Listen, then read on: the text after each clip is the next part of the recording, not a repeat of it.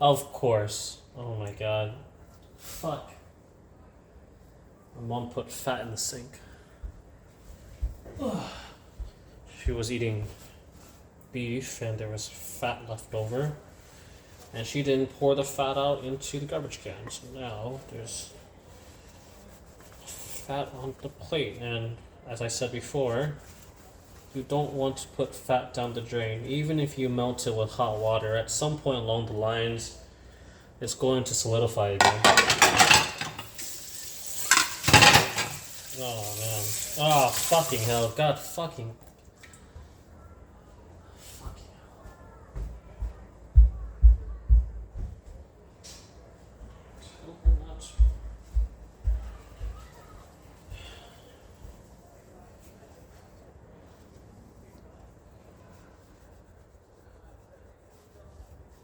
It's ironic. If I didn't just leave the dishes as they be, I also wouldn't have the opportunity. God fucking damn it. Oh my god. Pinche patella pala tu.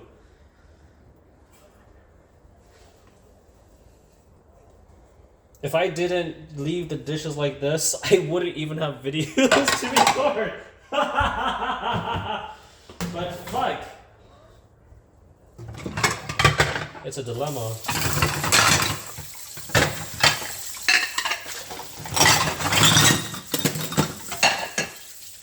Oh my god. Just when I thought I was done.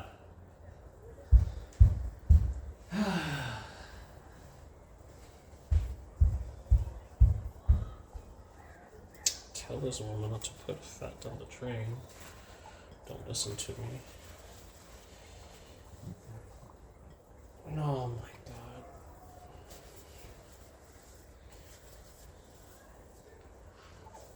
She uses paper towels like no tomorrow.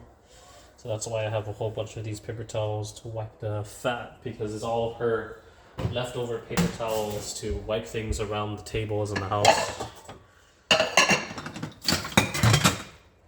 Okay, it's just rice. Oh my god, this is... Oh, this is different. Okay.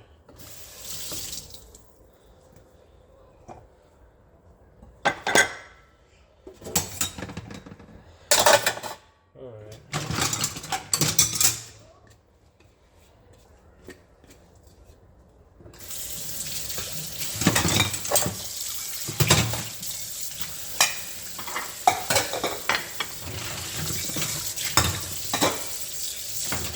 She made sticky rice.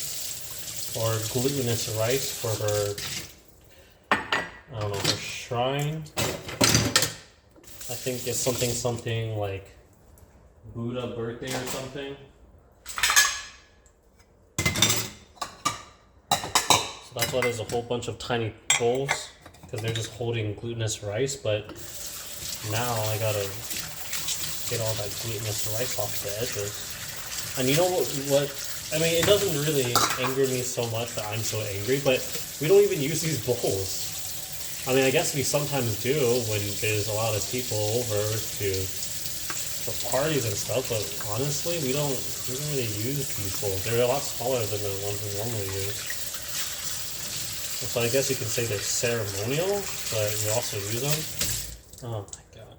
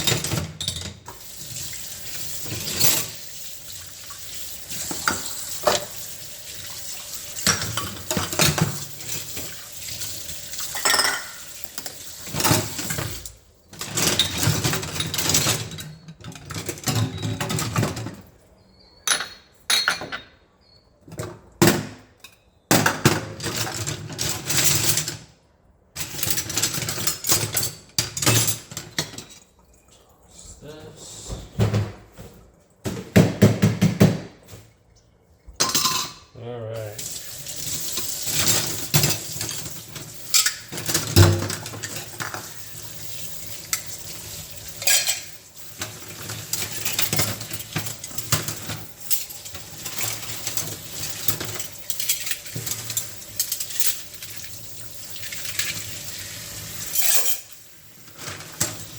So this is an example of what the sink and the dishes look like when I'm not the one who contributes to dirty dishes. Things are thrown everywhere, I just lay it all on top of the bone. Next time I do a video, I will do as I normally do and not even put that much effort into organizing it, but you know, just the little stuff, the pre-organization. And it's going to be such a huge difference. And it's less of a pain in the ass. That's the biggest thing ever, right? If you don't do the little things, then when you end up having to deal with the problem, it's always going to be much bigger.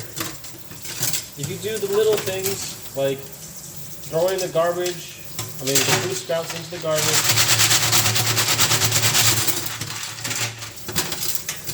clearing out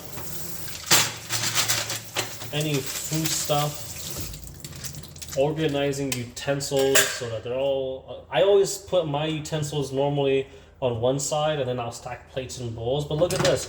I don't know if you can see, but look at all this rice that's just stuck onto the side of the bowl. And now I gotta fucking like claw it out.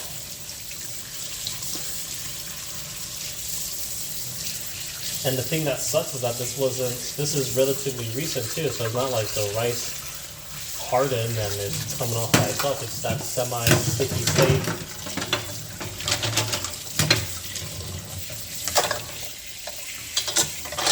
Oh my god. Oh, but wait, there's more. You thought that was it? There's more.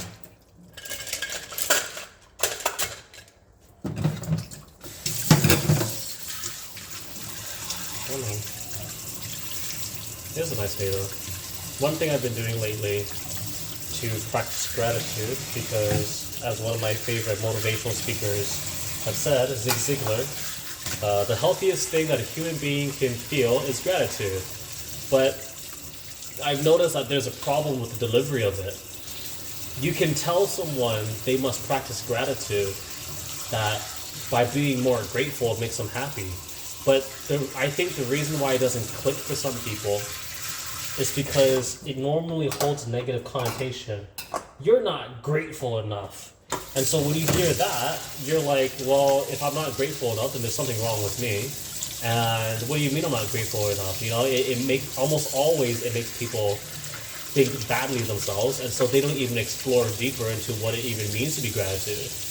But recently, I mean, I guess, hold on a second, before I move on, there's also, people always talk about this thing called gratitude journaling, right? You write down on a piece of paper the things you're grateful for, the things that you're happy for. But I'm never in a situation in which I'm going to sit down and just write on a piece of paper. And the problem I have with this is that even if you do write it on a piece of paper, it's gone. It's out of your mind. It's out of your sight. You don't really think about it anymore. They say you can do it before you go to bed, when you wake up, I mean, anytime in between, but I don't find that effective for me. Because for one, I can't even really sit down for a long time without my leg having some problems. And it doesn't help me to write something down and not be able to see it, right? So what I figured is that what gratitude really is appreciating the things that you have in your life. But to say that writing it down is the only way you can do it, or for whatever reason, as far as I've heard so far, the only suggestion, it's not very applicable. You can't really use it. So one thing that I found that works honestly so much better is saying the phrase, I am so happy, blank. And it could be everything in between the smallest of items and the largest of things. I'm so happy that I have hot water.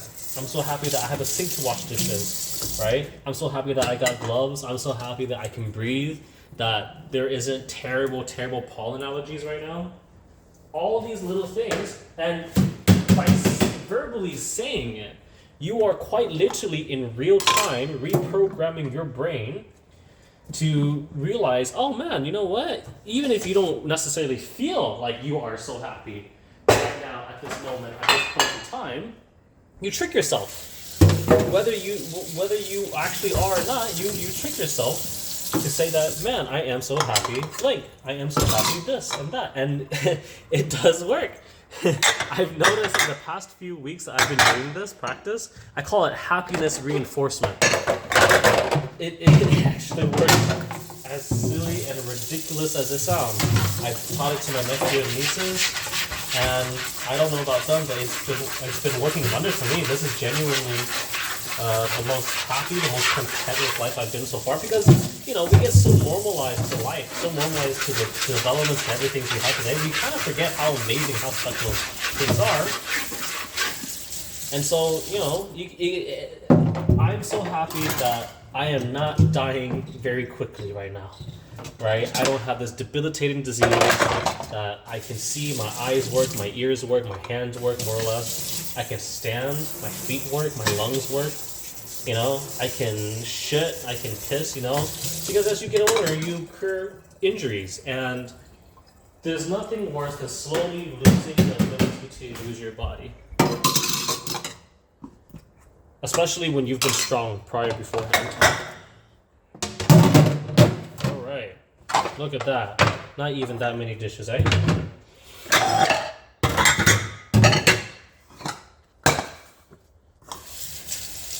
And so happiness reinforcement. I am so happy I'm not fighting in a war right now. I'm so happy that I even have the time to wash dishes. I'm so happy that I live in this time period, right? That I'm American, right?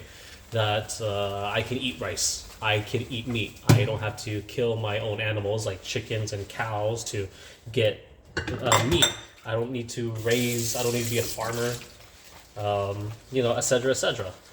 And it really does work. Try it out, and you'll realize how silly it sounds, but in practice, it actually works. It actually works, which is the insane part. It actually works. When you seek out positive, or when you think positive, you begin to seek out the positives in life. And the truth in life is that there really is so many positive things. I'm so happy I'm not colorblind, right? I'm so happy that I don't have to worry about bears. I'm so happy I don't have to worry about snakes or tornadoes or tsunamis, right? I don't have to worry about, I mean, statistically speaking, right, at least as far as you know, in America and other developed places, the crime rate isn't as high as it used to be, right? Even though it seems like things are really bad, but honestly, not as bad as back then. I'm so happy we have medicine. We have technology. We have almost all the food you could possibly want, all the entertainment you could possibly want, anything and everything. Almost like we live better than royalty of the past. Arguably. Not even arguably. I think this is just true for most part of it. But then at the same time, we have the problems that royalty face. We have so much luxury, so many great things going. We kind of become accustomed to it, forget how amazing life is in general. All those things that truly matter. Material is material, but you can't buy love. You can't buy relationships. You cannot buy your time back. So that's the happiness reinforcement, the thing that I found that's been helping me a lot to move on with my life and be a lot more happier and content with life. Then there's also the negative of it, which is to say, life could be worse, right? Things could be worse. Whenever you're in a hard time and a bad time, you remind yourself, you know what? Things could be worse. I could be in a wheelchair. You know what? I could have an arm missing. You know what? I could be missing fingers. Honestly, it's just the opposite of the things that you're happy for, right? There's the losses that you don't have. That's what I found to be the secret to happiness. Well, I mean, of course, it's talking about when you go beyond the need of just survival, right? Maslow's hierarchy of needs. Take care of your basic instinctual primal needs of food, sustenance, clothing, shelter, and then we go further beyond that. Of course, happiness is going to be different from people. If you don't have a lot to eat, of course food's going to make you happy, but go beyond that, right? I mean, here's the thing I've noticed. Most of us don't feel or don't think about gratitude or practice gratitude unless we recently get out of a bad situation. But to say the happiness reinforcement, to do the happiness reinforcement practice when you wake up, I'm so happy I have a toilet. I'm so happy that we have toilet paper, that we got soap, that we have water, hot water and cold water, right? That we have a piping system, a sewer system, right? All these little things, and it will it will make you happier. Because happiness is all within. It's all inside. To a certain degree, people can make you happy, but the truth is it's all in you. I'm happy that I have pots and pans, I have knives and utensils and all this cutlery and all this plates and bowls, right? Standardization of it all, amazing, right? Oh, fuck.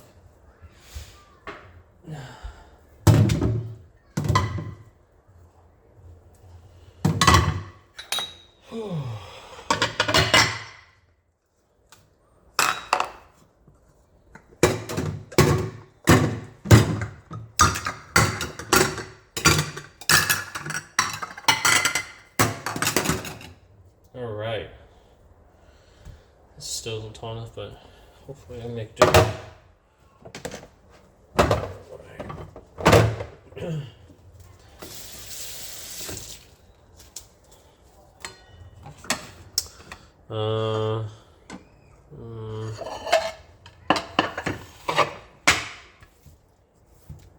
So there's the happiness reinforcement, of which is basically a gratitude practice. It's a verbal gratitude practice. The more you do it, the more you seek out the positives in life. And the truth is, there is so many things to be happy about in life. There's so many positives that it's overwhelming.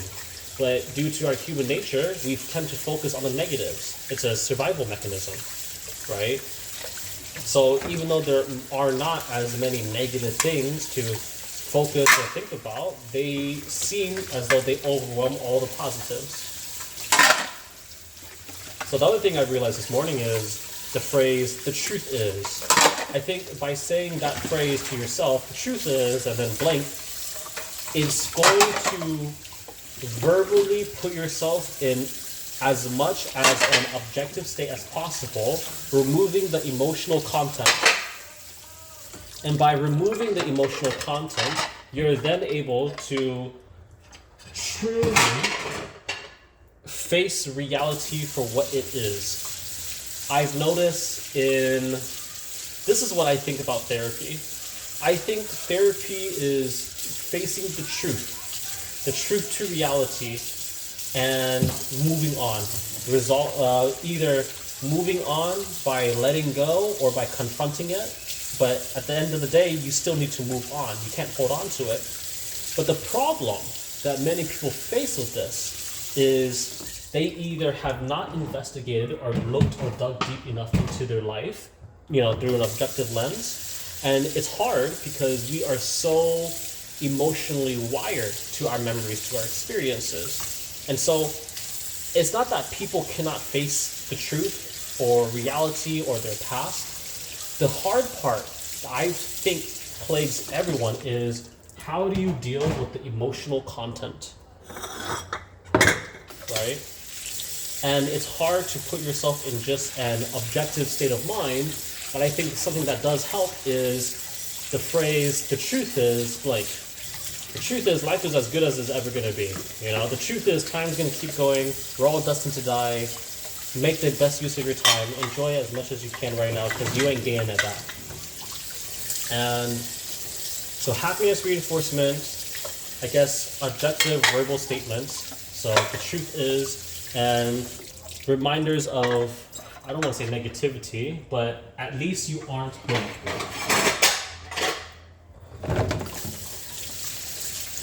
I don't know, I haven't really figured out the names for it yet. And so the other thing I've realized too is I like analyzing characters, themes, stories, plot lines.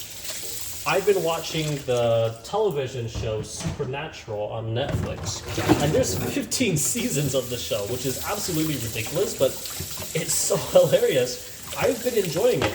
A lot of people say that, well, at least not a lot, but from the reviews that I see, people say that it falls off after season 5, which I believe was the intended ending for how long, or for how the show was going to go.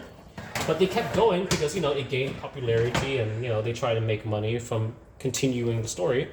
But honestly, I've been enjoying it. I watched all the way up to season 8. I'm not watching it slowly. I am watching it on 1.5 speed. But here's the other thing I do too.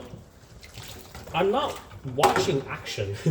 I'm watching it so I can see the character development. So I can see how people interact with each other. And I've only come to this recently, but it makes a whole lot of sense to me. And I think it's something that everyone can utilize to help themselves, whether in a creative aspect or to fix their own lives personally. There is this idea that called narrative therapy. I don't actually know the ins and outs and the scientifics of it, but you are able to plug your life into variables and write it down into an outline to see what your character has gone through. What is the next natural progression of steps of which they should take in order to get the desired ending. When I was watching Supernatural, I realized, honestly, when we watch shows, when we watch people, when we watch things, we like to watch characters face problems, change or lack of change, their relationships and how they interact with other people. And relationships doesn't necessarily have to mean just people, but relationships with themselves, relationships with the mind, with the substance, with food, with war, with fighting, combat, etc., etc. And just as we're able to analyze and break down people in shows, in movies, in games, whatever you may enjoy, you're able to do the same thing to yourself. You're able to do the same thing to other people. And I don't think people do this enough, partly because we're just so busy, we don't really have time to dig into our history and understand ourselves and self-reflect, right? You're busy doing work. You're busy trying to find, how am I going to survive? What food am I going to eat? Are my bills all paid? How are my relationships with blank, blank, and blank, right? It's a funny thing where many people will sacrifice their life to make money, and when they succeed and do make money, oftentimes, at least I've noticed in my time period, right, they have to go to therapy because they never really process life as it was going. And I think that's where I'm ahead of many other people, where most of my life has been self-reflection, has been introspection, trying to understand why things are the way they are, digging into all types of history, whether it's family history, cultural history, American history, personal history, like the timeline of significant events that shape you to who you are today, you know, all that jazz. Because we are only truly able to move on when we have ample footing, a good foundation to bounce off of. Otherwise, I think in a way, metaphorically, we are in free fall when it comes to understanding ourselves. When things are left to mystery, we don't truly know what's up. I don't know the best way to say it. I mean, I just figured this out this morning too, so I'm just kind of rambling on.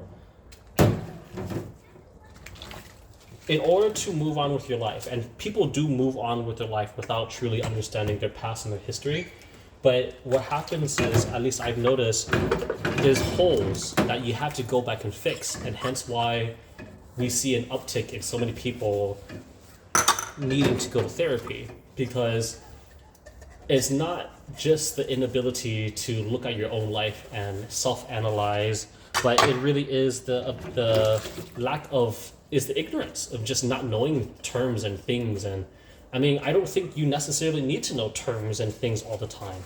You can go back and just understand your life. Oh, okay, my dad wasn't around very often. So now that I think about it, oh, I didn't really have a father figure in my life. Oh, what was happening in 1960, 1970, 1980, 1990? How did that culturally influence my mom, my dad, my sisters, other family members, you know, etc., etc., right? You plug in all these variables and you just think about it. You don't need to know all the scientific academic terms to make sense of your life, right?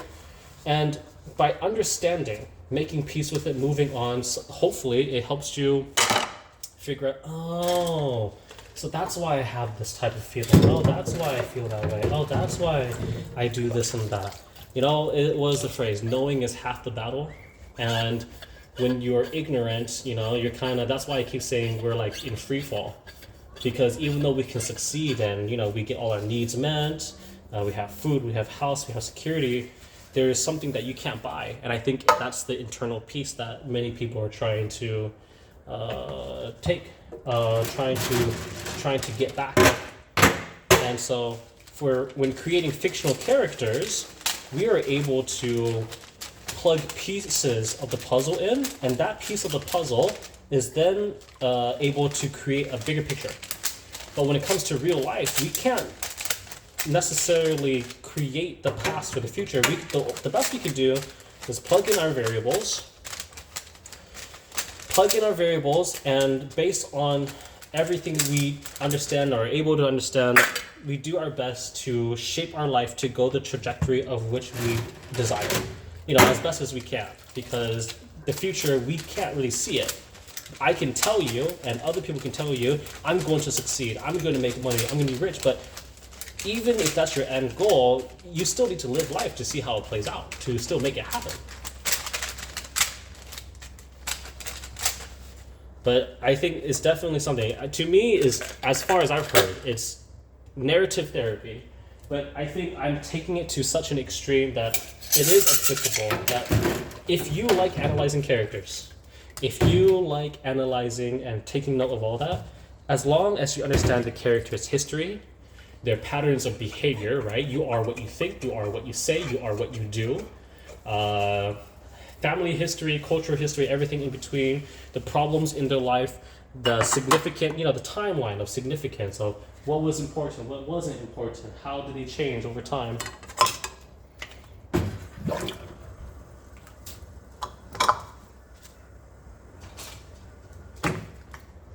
By understanding all these variables, you're then able to figure things out yourself and see, okay, what's the next move?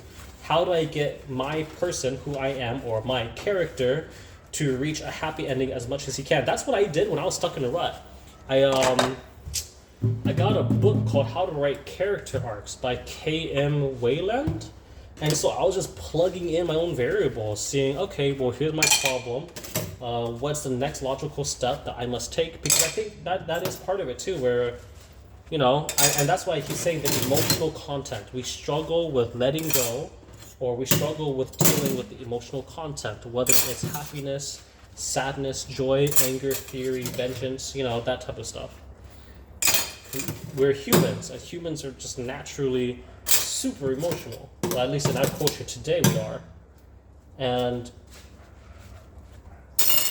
at least for me, one thing I've been doing is learning to control my emotions, to control my stress. And it's been helping me wonderfully with moving on with my life, with taking control of my life, because part of my pre-diabetes diagnosis back in like March something, I was not managing my stress well. And, pre-diabetes mess up everything else in the body. I had to learn how to slow down, how to relax. I don't know, there's a whole bunch of stuff I can talk about. This is part of what I've been researching, what I've been writing about, and I just haven't really spoken about it or talked about it. But I talk about it all the time when I text my friends, acquaintances, etc., etc.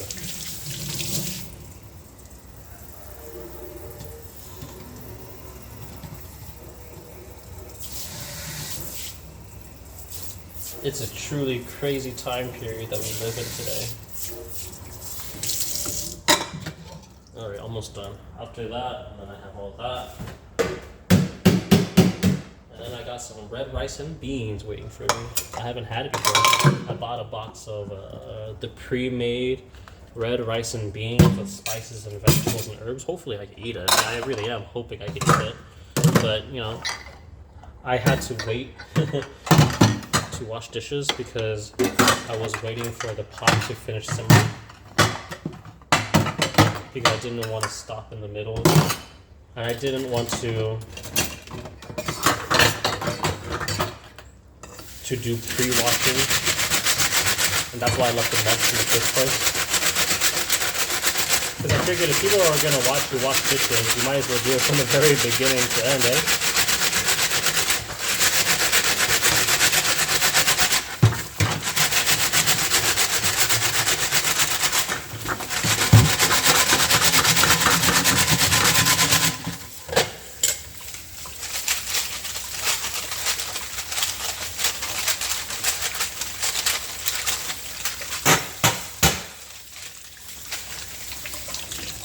Ooh, hot dog. That's a whole lot of chopsticks. Ooh, goddamn. There you go. Oh, wow. Alright.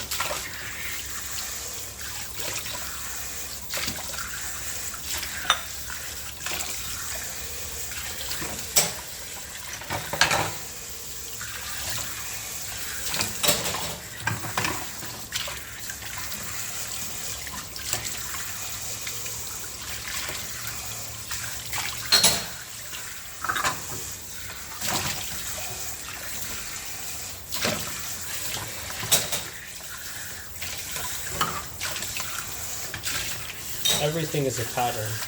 Life is all a pattern. And when you understand this, you're able to break everything down. You can break people down.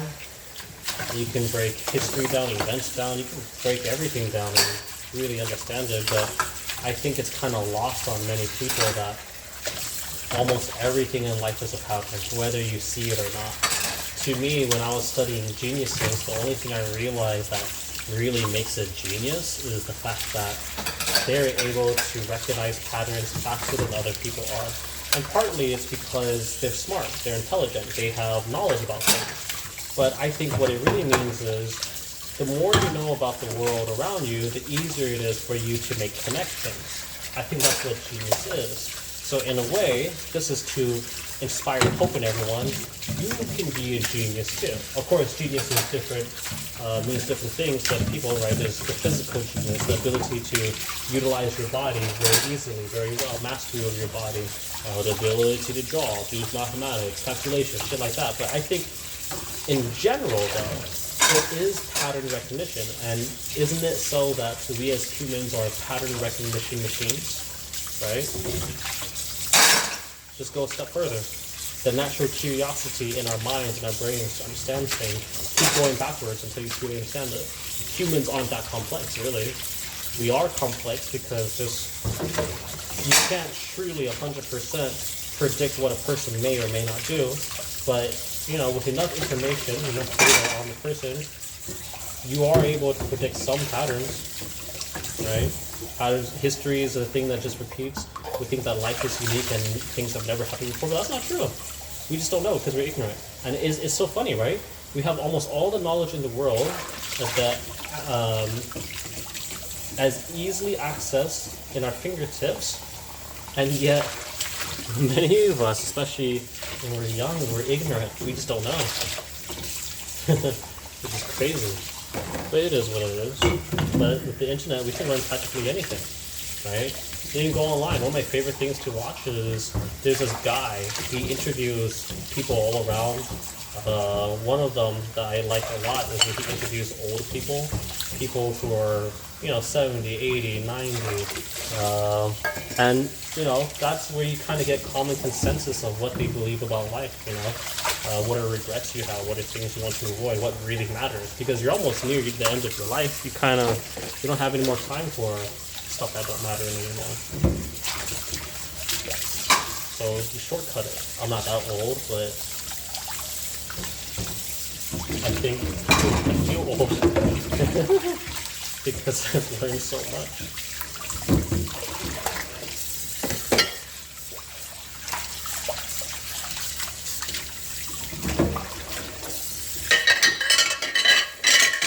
In a way, one thing I've noticed, what I've realized is that even as we age, the truth is, I think at the base core of who we are, we're still pretty much the same kid that we were when we were younger.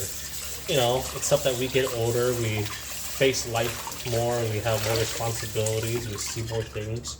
But I don't think I'm all too different from the base core of my young self to who I am now.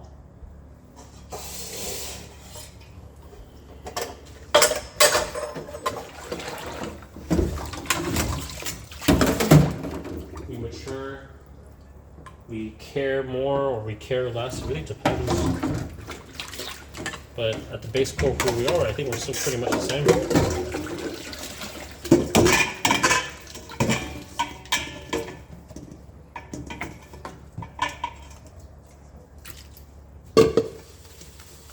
I found this giant mixing bowl in one of the cabinets. I've never used it as much as I do now recently because it was just hidden underneath the cabinet and no one. Mom wasn't using it, my sisters weren't using it, and it's just, this is why I said in previous videos, take stock of your life.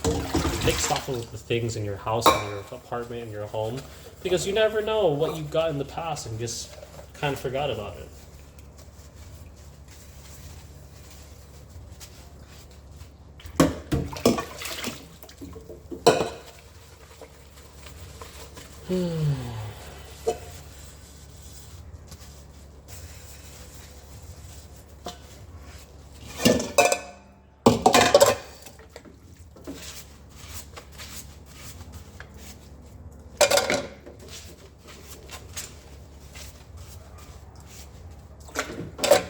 I love these silicone specialists.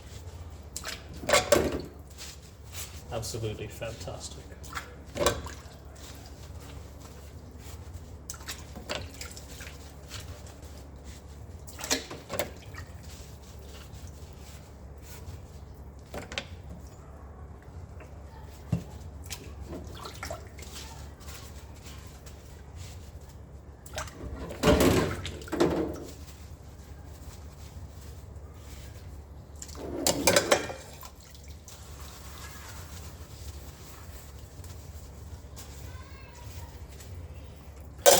I'm so happy that I have soap.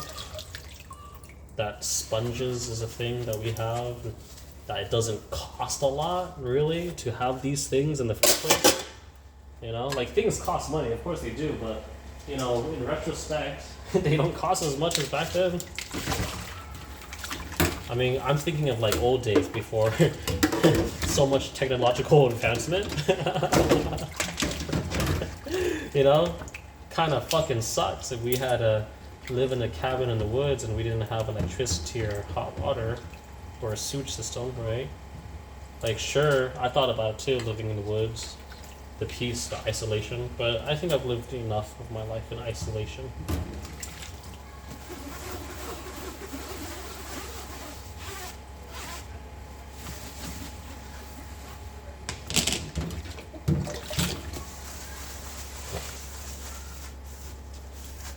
Like, I don't think a colander or a strainer like this is a thing in history, right? Like, I'm talking about before we had metalworking as common as we do now. I don't think they had a bowl or tool like this to help us strain things and cook and clean things, right? To be honest, I don't even know what the heck this sponge is made out of. I'm assuming it's a type of... You know, actually, I don't know. Pretty amazing though, right? Pretty amazing. I don't even know what it is made out of. It's soft and yellow, and then there's this rough green exterior that we use to scrub things. I don't even know what the heck it's made out of. Like, there's still a magic to things. See? I don't think we would have had this type of tool back then in the past. Maybe a rough rudimentary one, but nothing as nice as this. But even to our today current modern day standards, this isn't even that nice. There are nicer strainers, but compared to back then, damn, this shit must be fucking amazing. Alright, this was the pot I made chicken stock in, because you know it's huge. Okay, well, this is the lid that I used to make the red beans rice. This is the lid I put on top of the chicken stock because there just wasn't a lid. There is a lid for it, I don't know where it is. So, you know. And then we got a whole bunch of knives. We'll do that at the end. Soap. Get that water out.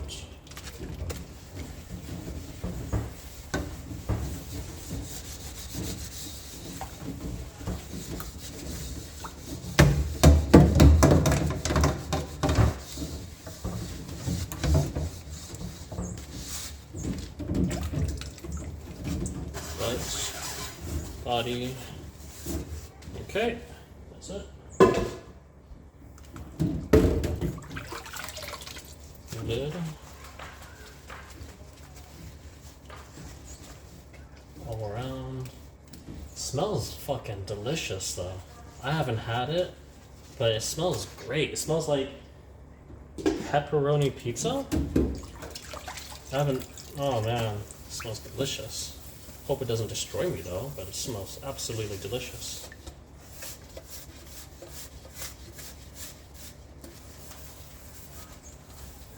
Alright. Let's get rid of this water. I'll put all the knives into, eh?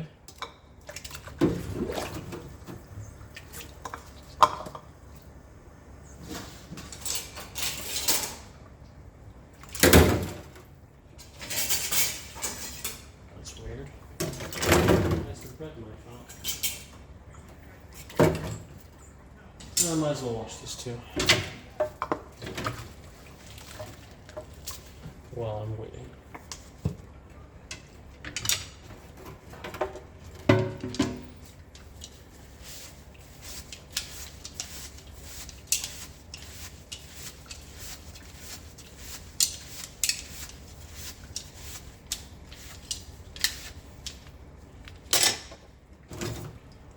Chef's knife. You know, honestly, I put away my favorite knives and I've been using these knives.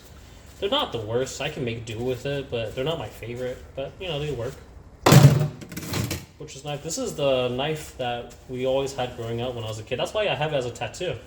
Because before I went into culinary school to pursue my culinary education to be a food scientist, I learned cooking first with chopsticks and a butcher's knife, like this knife. That's why I got it as a tattoo. And then on my left side, that's why I got fork, knife, and spoon, because, you know, it's, I guess symbolically, is the culinary education, and it's my left side. My left side is my weaker side. I'm not really educated in the culinary standards, but, you know, it's, and the standard that's taught, or the curriculum that's taught, is usually, almost always, based on French cooking, at least in America. I don't know how it is around the world. And I think the explanation that I got for it was that the reason why the French culinary education is the way it is, or why that's even the standard, is because they were the only people who wrote so many books in the first place. And so it just kind of became a standard. So, you know, of course there's many different ways to cook, but that's, you know, that was the story we got. That's why there's so many French names. Of course, you know, I know that there are other names too, but from my perspective, at least from an American perspective in the culinary education system, that's why we have like things like au jus, right? And other things of that sort. I don't know. It's not important for me to remember right now.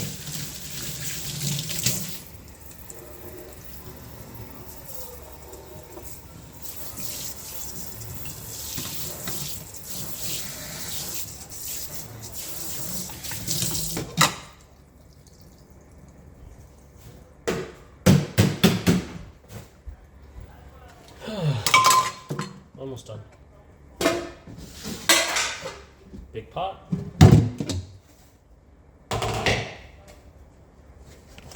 Things to strain, things that won't scratch the bottom of the pot. Big bowl, utensils, lids.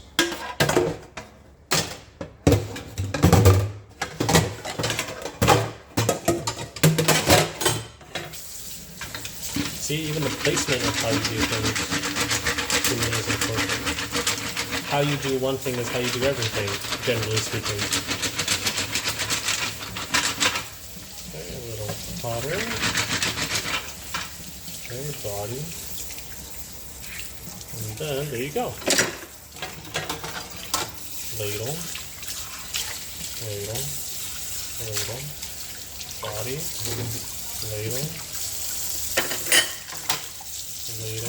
Ladle, body, strainer ladle.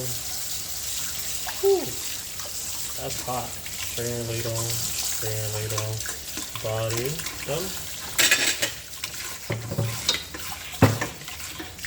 I wash these are just like big forks and spoons to me, right? So you wash it down, there you go. That's it, done, very crispy. Ooh, fuck, oh that's hot. Ah! All right. Look at that. Hey, didn't take a lot of work. Strainer.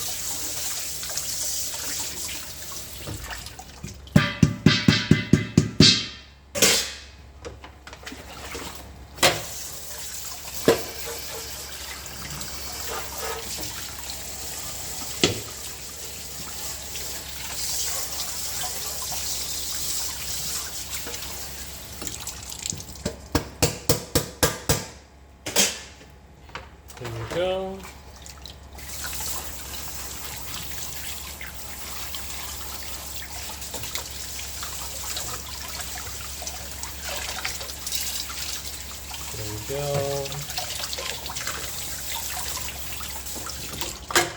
There you go. Look at that. Everything's almost clean, eh?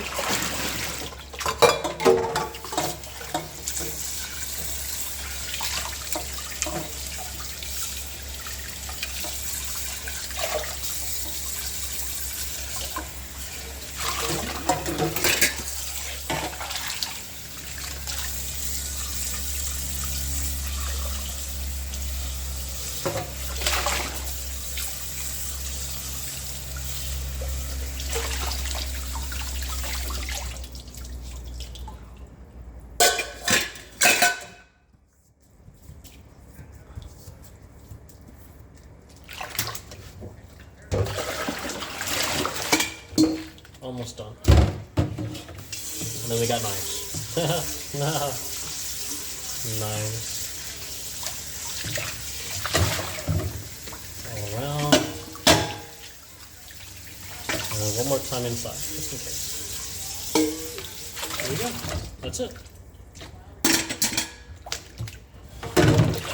Oh, big pot.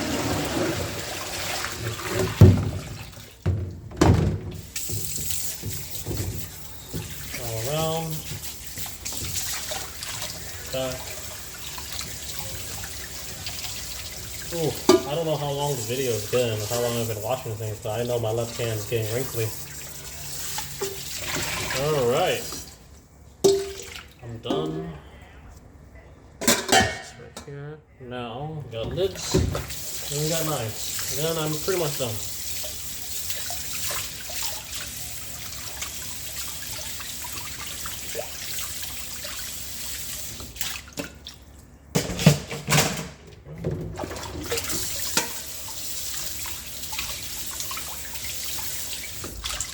There you go.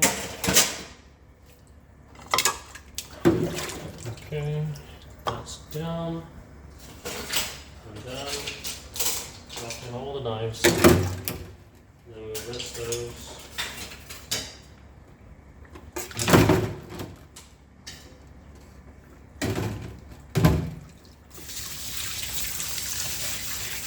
Knife, knife, knife. Knife. I could have sworn I bought like 24 of these little green knives, and now we're down to like 6 or something. Was it 24 or was that 12? All I know is we had a lot more of these little cheap paring knives, and now many of them are missing, and nothing I can do about it. You know, boo hoo hoo, cry.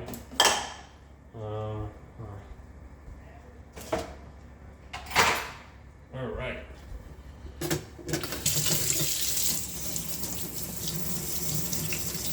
That's some food stuff.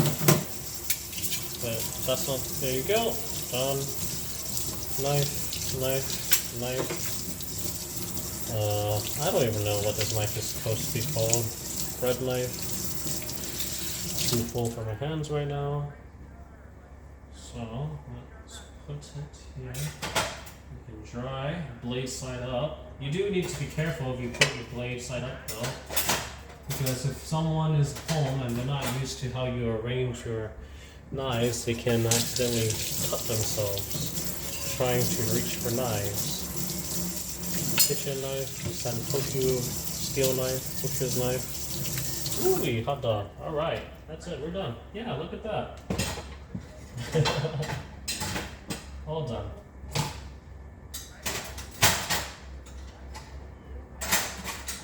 I don't know how much time it really took, but I'll say this. When I washed dishes this time around and the time in the future, it did not feel like a chore. You know? Time went by. It was great. I think that's the secret to life, right? We want to have time feel like it goes by nicely and smoothly. My mom uses scissors.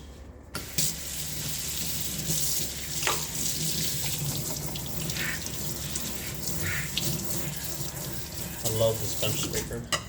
It's fantastic. Alright, I'm going to shut off And then I'm going to try that red beans and rice. But that's it, we're done. And look at that. My hands aren't. Oh, it's healing. Oh, yeah, scabbed over. It's healing.